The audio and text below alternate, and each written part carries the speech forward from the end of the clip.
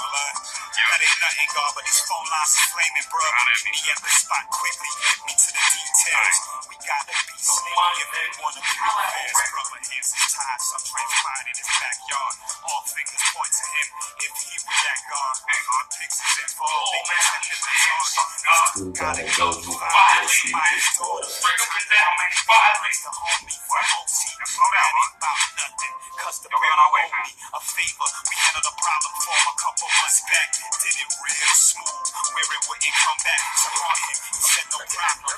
When I kited him, wait for things to die down, then we gon' bring the violence. Spent a couple months to get the routine down, yes sir. You already know how that revenge is best served. Got artillery and killers with ability to pop up. Wait for things to get slippery, then we gon' drop him. He got off scot-free on the technicality. A victim dies 1,000 deaths when justice isn't handled properly. Crept up on his property, his eyes bugged when he saw the heat. Talking about don't kill me, but we ain't here for talking beat. We came dressed like UPS, and I brought a package. So you like touching girls, you little faggot? Lessons to be taught, but don't get caught. Justice must be brought, but don't get caught. What's the law? Put the ball in your court. Get it done, but don't get caught. Blending with the talk, but don't get caught. Study your mark, but don't get caught. You know you're right. If your heart of hearts, stake out your enemies and don't get caught. Crossing T's, dotting I's, see opportunity and then you capitalize. Never send a boy to do a man's job, or use silk to go and swat flies. If we serious about this cracker's demise, then we gotta be wise and improvise. Anytime someone molests a child, he should be fed his fingers before he dies. Now they say just pigs kill our babies and they mamas cry. Brothers say it is what it is and don't even try. Figure a limb for a limb and an eye for an eye will make a fool think twice and make a spy recognize. Those the same people that put fire to your behinds of any to ever endeavor in our defeat. They had to make us make that beat free. We're unstoppable when faced with adversity. Put in work, but DGC laundry list the enemies. We gotta stop this onslaught. Get it done, but don't get caught. The spook who sat by the door. Warriors I implore. DGC. This is law, shadow law. The sword is their lord, but that power make them bow. Ask Nanny, ask Zumbian, ask Hannibal. Lessons to be taught, but don't get caught. Yeah, justice must be brought, but don't get caught. What's the law? Put the ball in your court. Get it done, but blending with the talk, but don't get caught. Study your mark, but don't get caught. You know you're right. In your heart of hearts, stake out your enemies and don't get caught. Black man, we got creeps, pedophiles, roaming our neighborhoods, our communities, preying on our children. What we waiting for? Approval from who? Masked up, load up, and handle our business. But don't get caught. Don't get caught.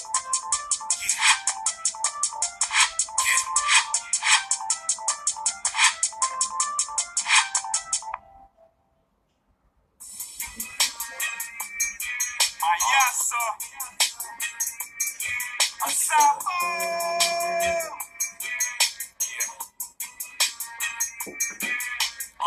The King of Kings, Lord of Lords, Homophilia, ambassador of ambassadors. Until we move on one accord, an illness what we can't afford. Gotta protect our spinal cords, cause snakes shed skin, but not their nature. I said snakes shed skin, but not their nature. I said snakes shed skin, but not their nature. Process of elimination, binomial nomenclature. Remember we're talking about a thing and its very makeup. And how far does it really stray from? Snake shed skin, but not their nature. Yup, snake shed skin, but not their nature. I BB for Hody, yay! Black power. Y'all see my sweater? Yeah, it's about that time in New York. For those who know, brother switch up. It switched up on us, kind of crazy. So we got the sweaters out. Support black business. Of course, this is from a black business. Of course. Quick disclaimer: I do not own the rights to that song. That's the Brothers United Front. Shout out United Front, African Insurrection Music. You can find their music at ufasafo.com. ufasafo.com. Check out their channel on YouTube, United Front.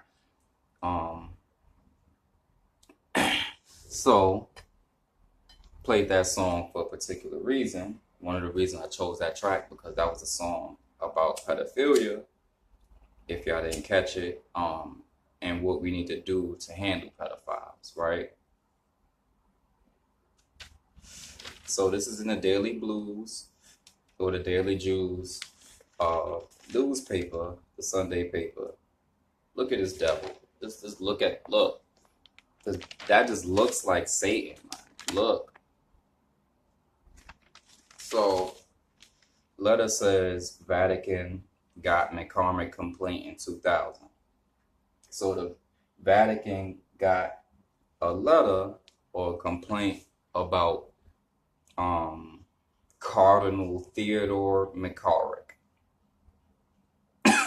being a pedophile. A 2006 letter from a top Vatican official confirms that Holy See received information in 2000 about the sexual misconduct of a now resigned U.S. cardinal, lending credibility to accusations of a cover-up at the highest echelons of, I've never seen that word written down, the highest echelons of the Roman Catholic Church. Catholic News Service, the news agency of the U.S. Bishops' Conference, published a letter Friday from then Archbishop Leonardo Sandri to Reverend something Ramsey in New York, a New York priest who made the initial allegation. Okay, so shout out to the Reverend. Ramsey informed the Vatican in November of 2000 in a letter about the then Cardinal McCarrick misconduct with seminarians from Seton Hall University's Immaculate Conception Cemetery, right? Ramsey, on the faculty at the seminary in 2000, said he sent the letter at the request of the then Vatican ambassador because he had heard so many complaints from seminarians that the cracker would invite them to his beach house and into his bed. Sandri, now a top-ranked Vatican cardinal who was the number 3 in the Vatican Secretariat of the State at that time, he wrote Ramsey on October 11th of 2006, so this is 6 years later, seeking his recommendation for a former seminary and Vatican job. In it, he referred to Ramsey's 2000 letter, saying, I asked with particular reference to the serious matters involving some of the students of the Immaculate Conception Seminary, which in November 2000 you were good enough to bring confidentially to the attention of the then apostolic nuncio in the United States, the late Archbishop Gabriel Montalvo, Archbishop Carlo Maria Vigano, at the center of a storm-rocking Pope Francis's papacy, cited Ramsey's 2000 letter in his own expose of a cover-up about the McCarrick affair. He named Sandri among the list of Vatican officials who knew about McCarrick's penchant for seminarians. Okay, y'all already know what it is. So, let's clear that real quick. Penchant, Penchant.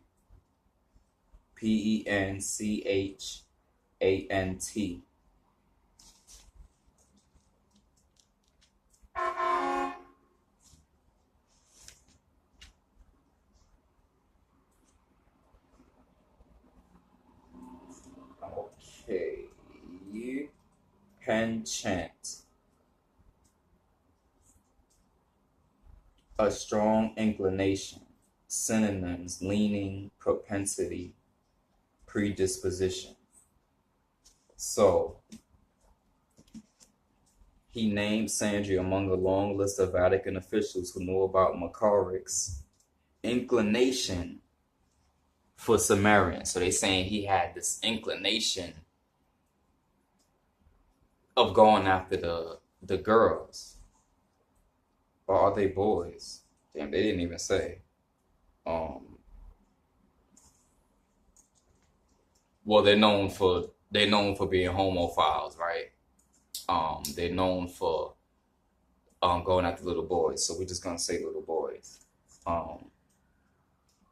Vigano accused Francis of knowing in 2013 of McCarthy's misconduct, but of rehabilitating him from sanctions purportedly imposed by Pope Benedict XVI.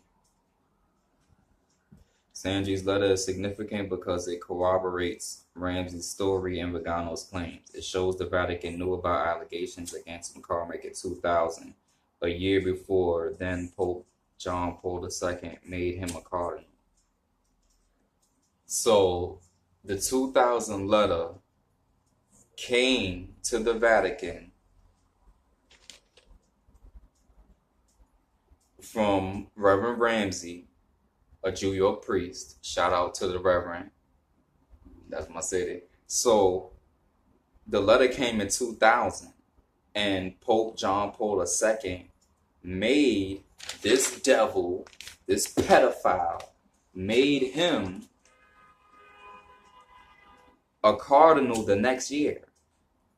So if they had at least investigated, he wouldn't have been made that cardinal the next year. I mean, I'm sure, right? Being that he was on the list, it's like, yo, dude, we can't exactly make you a cardinal and you kind of, in court, you're being investigated for this. So this is just a quick example, family, of the cover-ups that goes on with these pedophiles and these popes and priests pedophiles, these popes, these pedophiles in the Roman Catholic Church, in the church. You feel me? The pedophilia in the church is disgusting. It's disgusting. It's disgusting. And shout out to that Reverend Ramsey out in New York. I'm gonna find out what church he preach at. And shout out his church, because he spoke up. He spoke up. He had the courage. And that counts.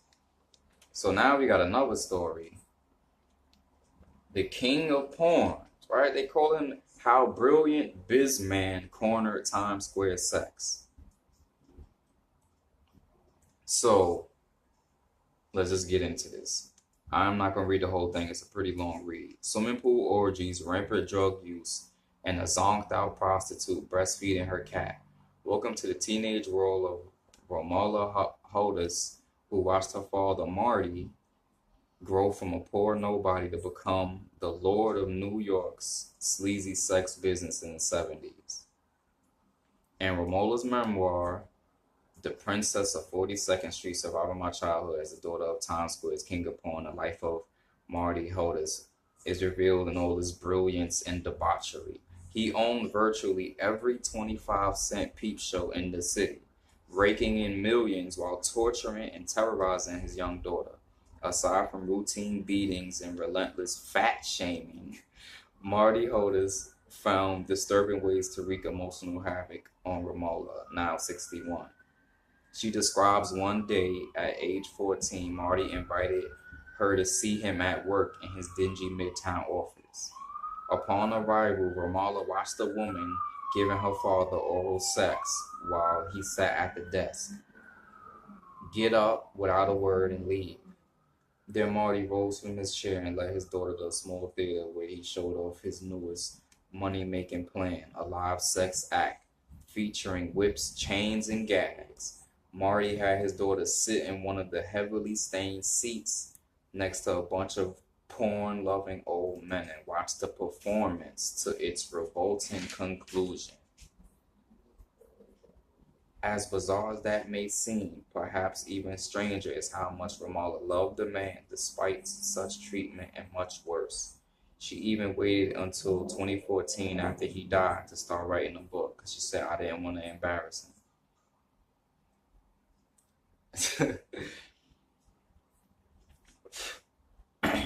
The King of Peeps story began like so many others. A young Jewish man whose family fled the pogroms of Europe.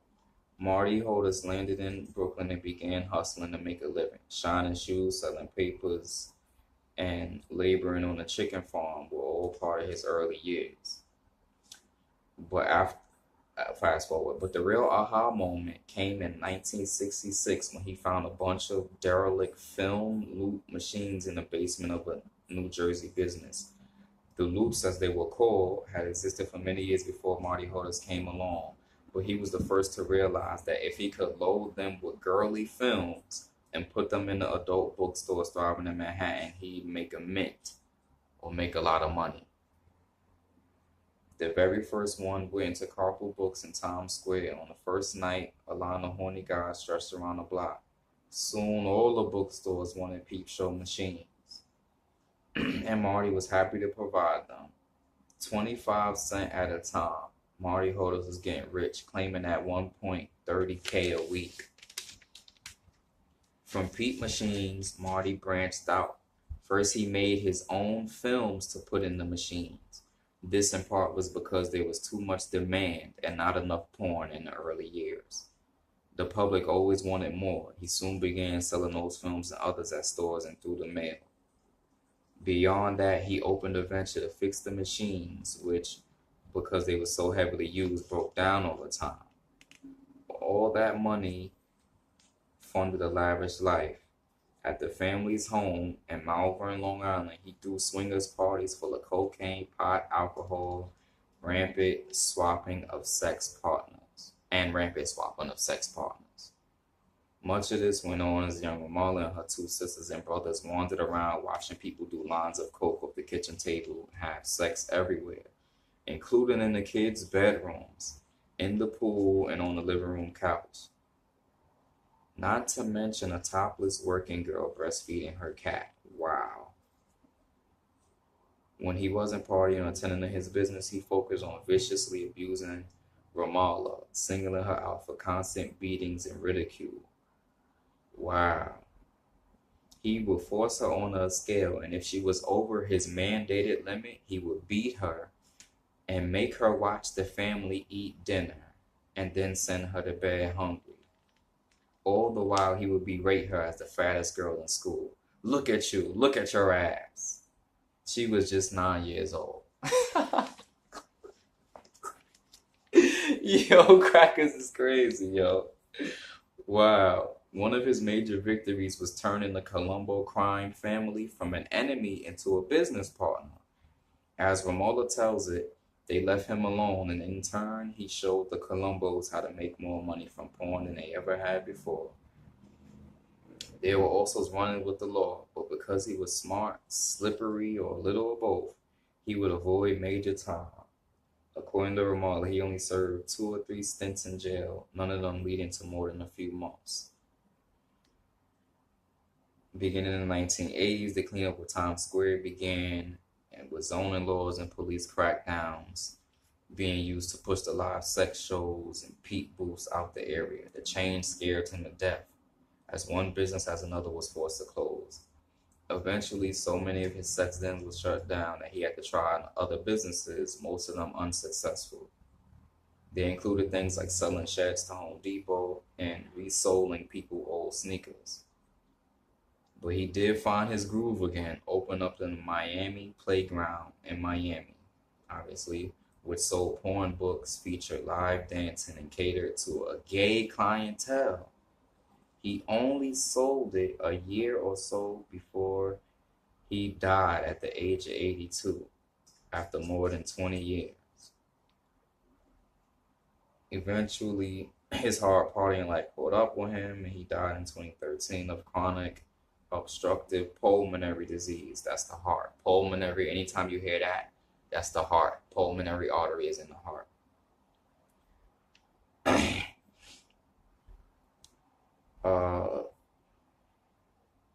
It was a long, slow decline that Ramola says was heartbreaking to watch. My sister Risa and I went to see him. He was living in his Queens den, and his skin was just hanging on him. He looked terrible.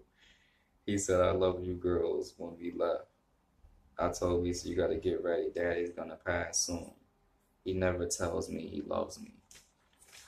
Oh, so touching. So, you got this so-called Jew. This is the relevance of this. This is before I end this video. It's 20 minutes. The relevance of this story is, right? He had a porn business. He's a so-called Jew. Who today runs the porn industry? The so-called Jews. This is no coincidence. He was in New York, which is one of the worst states when it comes to the porn and the sexual abuse and the sex crimes going unpunished as far as the law goes with the Anthony Wieners and these people. New York, right? Why do I call it New York? It's because the Jews own New York. They own 80% of the real estate, and you could just stop right there. Once you own the real estate, everything else falls in line. So, also the abuse that his daughter suffered. He invited her to the office, so you know she's coming. She comes in and you're getting oral sex from some whore. And then you invite her to the theater where you're showing, you make her sit and watch a live sex show. That's pedophilia right there. That is pedophilia. If you did not know, that's molestation. You don't have to physically touch and touch in inappropriate ways, or physically rape or penetrate orally or vaginally or anally a young boy or girl, or young girl or a young boy, anally or orally. You don't have to penetrate or exactly be fondling them in their private areas for it to be pedophilia or molestation. Showing a young person porn is molestation. Having sex in front of them is molestation. Too much sex talk, or grown and vulgar like you talk to with your peers, that's molestation. So you see the connection? Again, this is my second video showing a connection with porn and pedophilia. All of the swingers and orgy parties at his house, they're having sex in the children's room, in the living room, outside in the pool. Where the hell can they go? And they're there during these parties, all types of drugs. Ain't no telling what could have happened to them. Ain't no telling what's all in that book. This was just a story in the Jewish paper. It's no telling what's all the way in that book. And then it's no telling what she didn't tell. So, yeah, man. Again, we see in a link with pornography and pedophilia, sexual abuse, minors. And we wonder why society is so sex crazed. We wonder why. It's because pornography is one of the problems.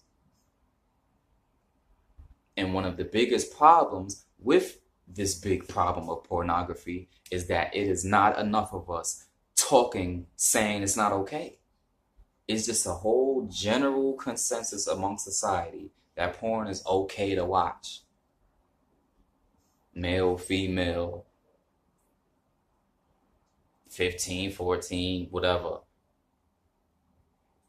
We might say, we might try to argue that's not okay for youth, but it's just damn okay for adults. 100%, 98%. Let me just say 98% is just a consensus. It's okay. That little 2%, you be quiet out there in the wind. Well, I'm gonna speak up more as being part of that 2% because I know it's not okay, and it's not. So that other 2%, I need y'all help too. Y'all gotta speak up too. Other 2%, sisters, brothers, whoever you are, others. For real though, it's a big problem, and we see the link, the connection with the pedophilia and the pornography.